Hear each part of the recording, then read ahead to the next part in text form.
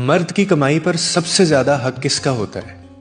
एक आलिम दीन के पास एक शख्स जाता है और वो ये सवाल पूछता है और वो आगे से इतना खूबसूरत अंदाज में मिसाल देकर वो आगे से जवाब देते हैं, वो मैं आपके साथ अभी शेयर करता हूँ।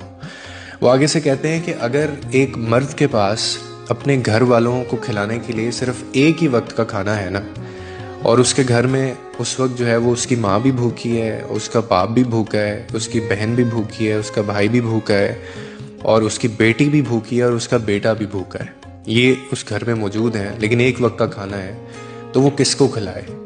और साथ में उसकी बीवी भी भूखी है।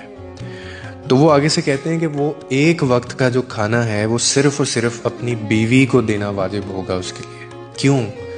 क्योंकि उस खाने के ऊपर सब लोगों की निस्बत जो है वो बीवी का हक ज़्यादा है।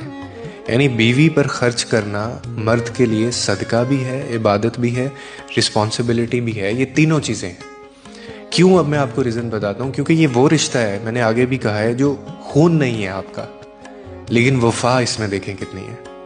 माँ बाप भाई या जो बहन होते हैं, ये आपका अपना खून है, मगर बीवी वो रिश्ता है जो तुम्हारी किस्मत में लिख कर तुम्हारे नसीब से तुम्हें मिलती है, और फिर वो तुम्हारी हर थकन, हर दर्द और हर परेशानी को बांटती भी है। उसके दिल में तुम्हारे लिए दुआ भी होती है, तुम्हारी राह में कुर्बानी भी होती है। और फिर अल्लाह ने इसी रिश्ते के बारे में ये फरमाया है कि औरतें तुम्हारे लिए लिबास हैं और तुम उनके लिए लिबास हो। यानी आप अगर इसको थोड़ा सा समझें कि एक दूसरे का सहारा भी, इज्जत भी और पर्दा भी।